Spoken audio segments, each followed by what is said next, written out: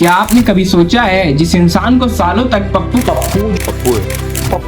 कहकर मजाक उड़ाया गया, वही शख्स आज भारतीय राजनीति में सबसे बड़ा कमबैक कर रहा है। हाँ, मैं बात कर रहा हूँ उसी राहुल गांधी की। राहुल गांधी जिस राहुल गांधी को कभी पॉलिटिकल लायबिलिटी कहा जाता था, वही आज भारत की सबसे बड़ी अपोजिशन ताकत केंद्र में खड़े हैं। लेकिन सवाल ये है कि ये कैसे हुआ, कैसे एक ऑलमोस्ट खत्म हो चुकी पॉलिटिकल कैरियर आज नहीं जान पा रही है। चलिए इस वीडियो में हम पूरे अच्छी तरीके से समझते हैं। राहुल गांधी की कहानी शुरू होती है साल 2004 से, जब वो पहली बार अमेठी से एमपी बने। साल 2009 में कांग्रेस की यूपीए की सरकार दोबारा आई, लेकिन यहीं से डाउनहिल शुरू हुआ। साल 2014 के लोकसभा चुनाव में कांग्रेस सिर्फ 44 सीटों पर सिमट गई। राहुल गांधी को जनता ने इनमेच्योर और नॉन सीरियस नेता मान लिया और मीडिया ने उन्हें पप्पू का टैग दिया। पप्पू और उनके भाषण जोक्स का टॉपिक बनते रहे। यहाँ पे तुम्हारे खेत से पैसे नहीं बन रहे हैं, वो देखो चांद है, उस पे मैं तुम्हें खेत दूंगा।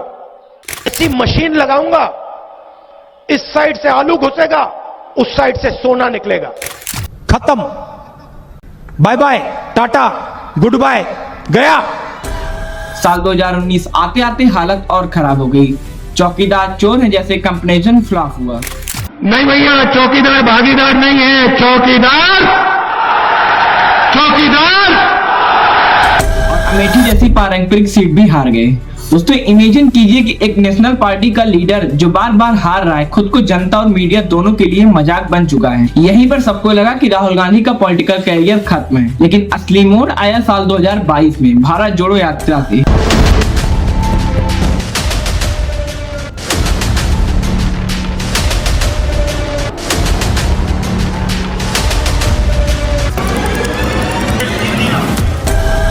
यात्रा ने राहुल गांधी की इमेज को बदलना शुरू कर दिया। कन्याकुमारी से लेकर कश्मीर तक 4000 किलोमीटर से ज्यादा पैदल चलना। सोचिए 50 डिग्री की गर्मी हो या हिमालय की ठंड, राहुल गांधी रोज 20 से 25 किलोमीटर पैदल चलते रहे, लोगों से मिलते रहे, किसानों से, मजदूरों से, छात्रों से, और वो भी बिना वीआईपी कल्चर के। लोगों ने पहली बार उन्हें ग्राउंड पर जनता के बीच धूप बरसात में संघर्ष करते हुए देखा। राहुल गांधी ने राजनीति की दिशा ही बदल दी। उन्होंने अनएम्प्लॉयमेंट, महंगाई और इनइक्वलिटी जैसे असली मुद्दों को बहस के केंद्र में ला दिया। राहुल गांधी ने एक बार फिर मोदी सरकार पर हमला बोला है। राहुल गांधी ने महंगाई, बेरोजगारी को लेकर सरकार को घेरा है। आज सबसे ज्यादा अनएम्प्लॉयमेंट हिंदुस्तान में, महंगाई बढ़ती जा रही है, गैस सिलेंडर की प्राइसेस बढ़ती जा रही हैं। पता नहीं शायद मतलब फाइनेंस मिनिस्टर को मतलब ये आंकड़े दिख ही नहीं रहे हैं, या उनको बताया गया है कि बस बोलते जाइए। यानी जनता का ध्यान भावनाओं से हटकर सीधे उनकी जिंदगी से जुड़े सवालों पर ले आए। दोस्तों भारत जोड़ो यात्रा ने राहुल गांधी को सिर्फ नेता नहीं बल्कि एक आंदोलनकारी छवि दी। दोस्तों राहुल गांधी का रास्ता इतना आसान नहीं था। मोदी सरनेम रीमेक पर केस हुआ, उनकी संसद की मेंबरशिप तक छीन ली गई, जिसमें 2 साल की सजा का फैसला आया, लेकिन बाद में स्टे मिल गया। ईडी और सीबीआई के लगातार मामले, लेकिन राहुल गांधी ने इसे सिस्टम वीएस मी का नैरेटिव बना दिया। यहाँ एक बड़ा कॉन्टेस्ट देखने को मिला। टीवी डिबेट्स और मीडिया ये अब भी मोदी जी और हिंदू मुसलमान की राजनीति में उलझे रहे हैं। मोहम्मद फैज खान कन्वीनर एमआरएम के और मसूद फयाज हाशमी साहब मुस्लिम स्कॉलर के तौर पर आ रहे हैं। अपनी अपनी जगह पर पहुंच जाइए, माइक उठा लीजिए और आप लोगों को भी 2 मिनट मिलेगा, जिसके बाद हम रिपॉर्टर राउंड और युवाओं के सवालों की शुरुआत करेंगे। आपका मोहम्मद फैज खान साहब इस मोशन पर बोलने का 2 मिनट का समय शुरू होता है अब। लेकिन ग्राउंड पर राहुल गांधी की रैलीज और यात्रा में भीड़ बढ़ने लगी।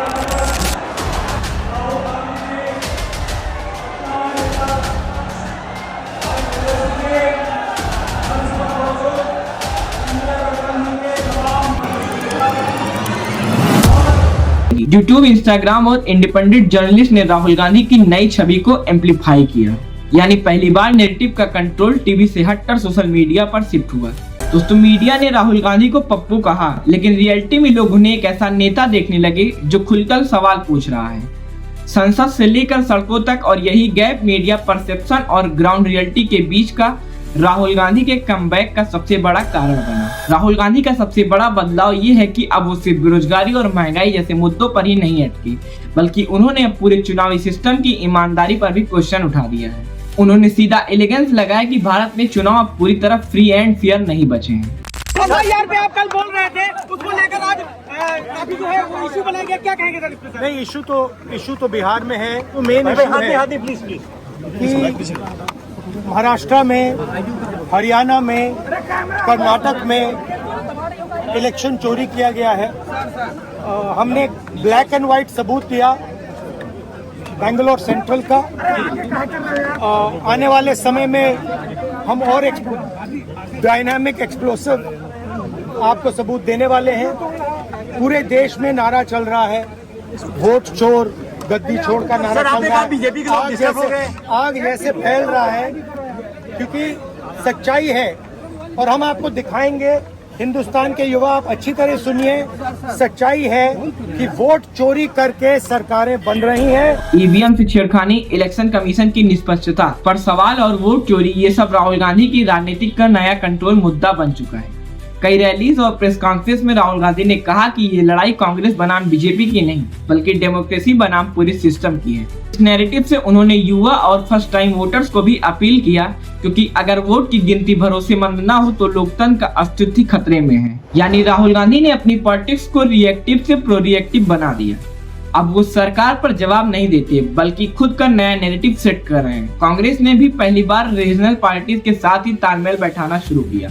राहुल गांधी खुद को नेशनल लीडर की बजाय पीपल्स लीडर के रूप में पेश करना शुरू कर दिए। ये सब यूथ से कांटेक्ट बनाने में कामयाब रहे। यानी राहुल गांधी ने अपनी पॉलिटिक्स को इलाइट फैमिली प्रिंस से बदलकर जनता का बेटा बना दिया। साल 2024 के जनरल इलेक्शन में कांग्रेस ने सिर्फ सीटें ही नहीं बढ़ाई, बल्कि राहुल गांधी खुद नेशनल डिबेट का हिस्सा बन गए। उनकी रैलीज में भीड़, उनके सोशल मीडिया पोस्टेस के लाखों व्यूज, ये सब संकेत देते हैं कि जनता अब उन्हें एक सीरियस अल्टरनेटिव मानने लगी। और ये सिंपल कमबैक नहीं, ये वो कमबैक है जिसे कभी इम्पॉसिबल माना गया था। ये सिर्फ राहुल गांधी की पर्सनल जीत नहीं है, बल्कि ये इंडियन डेमोक्रेसी की भी जीत है। क्योंकि डेमोक्रेसी तभी स्ट्रांग होती है जब रूलिंग पार्टी के सामने एक क्रेडिबल अपोजिशन हो।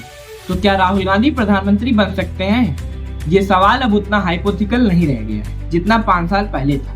हालांकि चुनौतियां अब भी बड़ी हैं।